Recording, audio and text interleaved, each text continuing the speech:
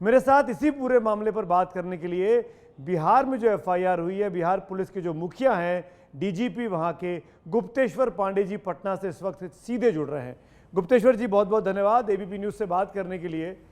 आज की supreme court की जो हियरिंग हुई है उस पर आपका क्या टिप्पणी है, आपका क्या ऑब्जर्वेशन है? क्या आप उसको अपनी जीत मानते हैं बिहार पुलिस की? देखिए, जीत हार वाली कोई बात नहीं है और माननीय सुप्रीम कोर्ट का क्या आदेश हुआ है उसकी ऑफिशियल जानकारी अब हमको नहीं मिली है। जैसे न्यूज़ में, समाचार में जैसे मैंने जो देखा है, मेरी किसी एडवोकेट से भी उस पर बात नहीं हुई है। लेकिन ये देश का सबसे एपेक्स कोर्ट है। हमारे माननीय न्यायमूर्ति जो वहाँ बैठे हैं पूरा देख रहे हैं और वही नहीं देख रहे हैं, देश की 130 करोड़ जनता देख रही है कि किस तरह से हमारे बिहार के 4 पदाधिकारी जाते हैं और उनसे कोई मिलता नहीं, कोई बात नहीं करता, कोई कुछ शेयर नहीं करना चाहता, अनुसंधान में सहयोग नहीं करना चाहता, पैदल घूम रहे हैं सड़कों पर, ऑटो के साथ घूम रहे हैं, टेम्पो के साथ घूम रहे हैं।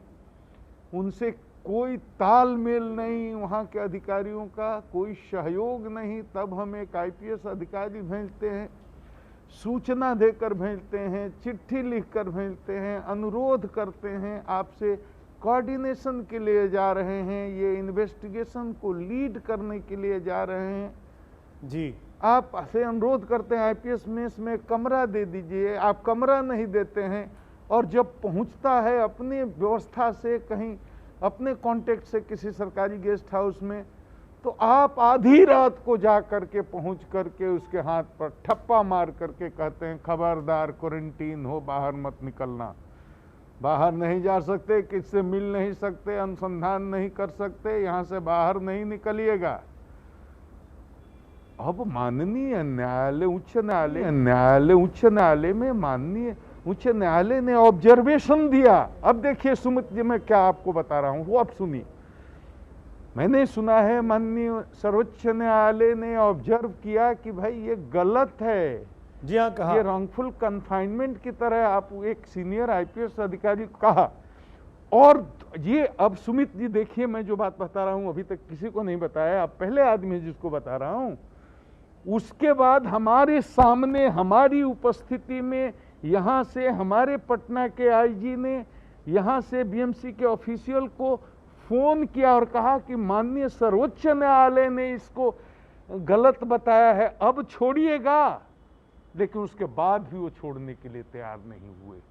अब इसको क्या कहिएगा? बाबा भीमराव अंबेडकर के संविधान से ये देश चलेगा या ये देश बीएमसी के कानून से चलेगा, उनकी मनमानी से चलेगा? गुप्तेश्वर जी, सर्वोच्च न्यायालय का ऑब्जर्वेशन, माननीय डीजीपी साहब, क्या आप ये कह रहे हैं कि महाराष्ट्र सरकार, बीएमसी या महाराष्ट्र की पुलिस आपके अधिकारी के साथ जाति कर रही है और सुप्रीम कोर्ट के आदेश की अवहेलना तक कर रही है? मैं जो कह रहा हूं आप सुन रहे हैं, पूरा देश सुन रहा होगा आपके माध्यम से। इसका जो अर्थ लगाना हो लगा लीजिए। मैं तो सिर्फ ये कह रहा हूं, हमारे अधिकारी को आधी रात को जा करके कैदी की तरह हाथ में ठप्पा मार करके क्वारंटीन करने की क्या जरूरत थी? मुंबई में सैकड़ों जहाजें आज उतर रही हैं, हजारों पैसेंजर उतर रहे हैं, किसको आपने क्वारंटीन किया है? हमारे ही 4 अधिकारी अभी 1 सप्ताह पहले गए, उनको क्या आपने क्वारंटीन किया? विनय तिवारी जब आपको सूचना दे करके, चिट्ठी लिख करके जा रहे थे, तो आपने क्यों नहीं बताया कि आइएगा तो आपको क्वारंटीन करेंगे? जी। आपने कुछ नहीं बताया। फोन किया गया, मेल किया गया, लिखा गया, आपने आने का इंतजार किया। जैसे उतर करके पहुंचा और आपने पता लगाया कि ये कहाँ रह गया भाई, तो वो अपनी व्यवस्था से कहीं रुका हुआ था। वो आपने पता किससे किया? पटना सीनियर एसपी को बांद्रा के डीसीपी साहब ने फोन करके पता लगाया कि कहाँ है। बहुत इनोसेंट तरीके से सीनियर एसपी पटना ने जहां ठहरा था उसका एड्रेस बता दिया।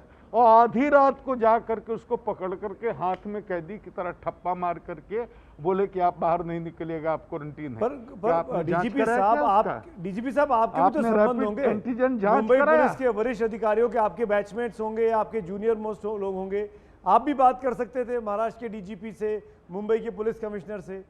क्या आपने बात की कि ताकि विनय तिवारी साहब को छुड़ाया जा सके क्वारंटाइन से? सुमित जी, अब पूरा देश जान गया है तो मुझे विश्वास करने का कारण है कि आप भी जान गए होंगे। मैंने कितनी बार कोशिश की डीजीपी साहब से बात करने की, हमारा कॉल उन्होंने नहीं लिया, मेरे एसएमएस का जवाब उन्होंने नहीं दिया। तब मैंने यहाँ के अपर मुख्य सचिव गृह विभाग के जो प्रभार में हैं उनको मैंने कहा कि भाई अपर मुख्य सचिव गृह विभाग के जो प्रभार में हैं अपने काउंटर पार्ट से महाराष्ट्र में बात की। आपको जान करके ये शॉकिंग लगेगा कि यहाँ के अपर मुख्य सचिव गृह विभाग अपने काउंटर पार्ट महाराष्ट्र के अपर सचिव मुख्य सचिव गृह विभाग से दिन भर कोशिश करने के बाद नहीं बात कर पाए, अंततः नहीं कर पाए। पूरे कम्युनिकेशन चैनल को आपने पूरी तरह से ठप कर दिया। और ये नहीं है आश्चर्य, आश्चर्य है कि हमारे देश की सबसे ऊंची अदालत जब ऑब्जर्वेशन कर दी कि ये गलत था, उसके बाद हमारे आईजी ने आपसे बात किया कि भाई अब तो सुप्रीम कोर्ट भी कह रहा है, ऑनरेबल सुप्रीम कोर्ट की ये गलत है, अब तो छोड़ दो। उसके बाद भी आप छोड़ नहीं रहे। बड़ी बात कह रहे हैं आप गुप्तेश्वर जी, अंबेडकर के सुप्रीम कोर्ट के आदेश की अवहेलना कैसे चलेगा? बीएमसी और महाराष्ट्र पुलिस अभी भी कर रही है सुप्रीम कोर्ट के कहने के बावजूद भी। लेकिन मैं ये जरूर एक चीज जानना चाहूंगा, सुप्रीम कोर्ट में एक और महत्वपूर्ण चीज हुई आज गुप्तेश्वर जी, रिया चक्रवर्ती जो प्रोटेक्शन की मांग कर रही थी उनके वकील कि उनको अरेस्ट ना किया जाए, आप लोगों ने अपनी जांच रोक दी है क्योंकि आपने सीबीआई को रिकमेंड कर दिया। तो क्या अगली हियरिंग के पहले तक रिया चक्रवर्ती की अरेस्ट आप लोग नहीं करेंगे अब, क्योंकि आपने जांच रोक दी है, ऐसा हमने सुना है?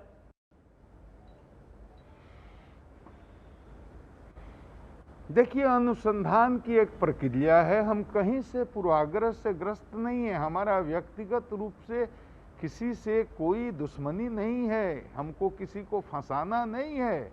हम तो केवल सुशांत के साथ न्याय चाहते हैं और हम बिल्कुल विधि सम्मत तरीके से अनुसंधान चाहते हैं। प्राथमिकी में जो आरोप लगाए गए हैं उसके लिए हम साक्ष्य जुटा रहे थे और साक्ष्य जुटने के बाद जो तरीका है उसके हिसाब से न्यायालय से वारंट प्राप्त करने के बाद हम उनकी गिरफ्तारी की प्रक्रिया शुरू करने वाले थे। लेकिन हमको तो कुछ करने ही नहीं दिया उन्होंने, हमें तो अनुसंधान ही नहीं करने दिया। हमारे पास तो एफएसएल रिपोर्ट नहीं है, हमारे पास पीएम रिपोर्ट नहीं है, हमारे पास इंक्वेस्ट रिपोर्ट नहीं है, हमारे पास घटनास्थल की फोटोग्राफी नहीं है सुमित, वीडियोग्राफी नहीं है, सीसीटीवी फुटेज नहीं है, 40-45 पता नहीं किसको किसको बुलाए, क्या स्टेटमेंट लिए, क्या उनसे तथ्य निकल करके सामने आए, वो बताने के लिए कुछ तैयार नहीं है, ना कुछ देने के लिए तैयार नहीं है। गुप्तेश्वर जी, कुछ करने नहीं दिया। गुप्तेश्वर जी, अगर आप महाराष्ट्र पुलिस के अधिकारी होते फिर भी बहुत कुछ और ये घटना घटी होती तो क्या आप इस मामले में प्राथमिकी दर्ज करने में, एफआईआर दर्ज करने में क्या इतना समय लगाते? महाराष्ट्र पुलिस ने अभी तक एफआईआर दर्ज नहीं की है, 50 दिन से ऊपर होने आ गए हैं। सुमित जी, यही सवाल उनसे पूछना चाहिए, ये शुरू से ही सस्पिशियस स्केल लग रहा है। हम यही बात कह रहे हैं कि भाई हम सुशांत के लिए जस्टिस चाह रहे हैं, आप अब हमको अपना दुश्मन मान रहे हैं। कम्युनिकेशन चैनल क्यों बंद कीजिएगा? व्यक्तिगत स्तर पर महाराष्ट्र डीजीपी से बिहार के डीजीपी की क्या दुश्मनी है? व्यक्तिगत स्तर पर यहाँ के एसीएस होम की महाराष्ट्र के एसीएस होम से क्या दुश्मनी है? कलीग्स आपस में कम्युनिकेशन बंद करते हैं क्या? आप क्यों नहीं बात कर रहे हैं?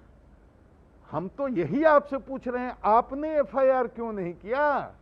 जबकि इतने साक्ष्य आ गए हैं जिससे सुशांत सिंह की तथाकथित आत्महत्या का मामला संदेह के घेरे में तो आ ही गया है जी। वो एक आपको लगता है कि सीबीआई जांच मामला क्योंकि आप लोगों ने एफआईआर दर्ज की है, आपने सीबीआई सिफारिश कर दी आपकी सरकार ने, आज केंद्र सरकार ने भी सुप्रीम कोर्ट में बोला कि हम सीबीआई की जांच करने जा रहे हैं, हमारे पास सिफारिश आ गई है। क्या महाराष्ट्र पुलिस अभी भी कह रही है कि जुरिस्डिक्शन नहीं बनता है, सीबीआई केस ट्रांसफर नहीं हो सकता है, क्या होगा? देखिए, मैं महाराष्ट्र सरकार क्या बोल रही है उस पर कोई टिप्पणी नहीं करूंगा।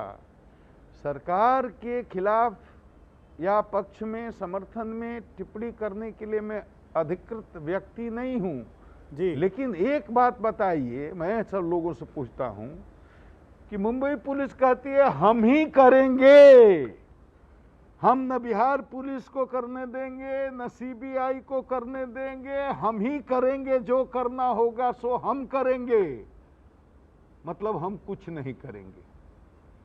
हम 50 दिन में कुछ नहीं किए, आगे भी कुछ नहीं करेंगे, लेकिन हम किसी को करने भी नहीं देंगे। ऐसे ये देश चलेगा? बाबा भीमराव अंबेडकर, ये उनका संविधान बनाया हुआ है ना। पर वो भी उसी संविधान का हवाला दे रहे हैं न्यायालय गुप्तेश्वर जी। सबसे शीर्ष वो ये कह न्यायालय रहे है हैं ना। कि जब अपराध मुंबई में हुआ है तो बिहार की पुलिस कैसे जांच कर सकती है, और जब महाराष्ट्र की सरकार केस को सीबीआई को नहीं दे रही है तो सीबीआई के पास केस कैसे जा सकता है? यही उन्हीं का तर्क है संविधान के हवाले से। सुमित जी, जब मामला सर्वोच्च न्यायालय में चल रहा है और बहस सर्वोच्च न्यायालय में चल रही है, तो सर्वोच्च न्यायालय के आदेश को वो मानेंगे या नहीं मानेंगे, उनसे पूछिए। बिहार पुलिस के मुखिया की हैसियत से मैं ये कह रहा हूं कि माननीय सर्वोच्च न्यायालय का जो आदेश होगा वो हमारे सर आंखों पर होगा। अब उनसे पूछिए कि वो माननीय सर्वोच्च न्यायालय के आदेश को मानेंगे या नहीं मानेंगे। उनसे पूछिए कि आज माननीय सर्वोच्च न्यायालय ने ऑब्जर्वेशन दिया कि नहीं कि आईपीएस अफसर को क्वारंटीन करना गलत है। इसके बाद हमारे पटना के आईजी ने वहां बात किया कि नहीं, पूछिए। वो बात किया, उसके बाद भी उन्होंने अभी तक क्यों नहीं छोड़ा, ये पूछिए। तो मतलब संविधान को और कानून को और सर्वोच्च न्यायालय के आदेश को हम नहीं मान रहे हैं या वो नहीं मान रहे। हमें आज सर्वोच्च न्यायालय बोल दे कि इस केस से तुम्हारा कोई लेना देना नहीं, हमें सर्वोच्च न्यायालय बोल दे आप रिया चक्रवर्ती को छू नहीं सकते, हम नहीं छुएंगे जी। नहीं, पर ये बताइए ना गुप्तेश्वर जी, खींच लेंगे जी हमको। डीजीपी तो साहब, जो ये जरूर समझाइए कि अभी आपने जब सिफारिश कर दी है सीबीआई जांच की, तो क्या आप लोग अनुसंधान अब कर सकते हैं? क्या रिया चक्रवर्ती को अब भी गिरफ्तार आप कर सकते हैं? नहीं ना? अरे आप बेसिक बात समझिए, सरकार ने सीबीआई को केस का अनुसंधान ग्रहण करने के लिए केंद्र सरकार से अनुशंसा की है जी। ये अनुशंसा की है, लेकिन हमको अभी अधिकृत रूप से बिहार के डीजीपी को इस बात की सूचना नहीं है कि सीबीआई ने इस केस का अनुसंधान ग्रहण कर लिया। अच्छा। हमें जब इस बात की जानकारी दे दी जाएगी कि हाँ सीबीआई ने केस का अनुसंधान ग्रहण कर लिया है, तो सुप्रीम कोर्ट का ये भी ऑब्जर्वेशन है कि सिंगल एजेंसी विल इन्वेस्टिगेट। तो हम क्यों करेंगे? यहाँ एबीपी न्यूज आपको रखे आगे।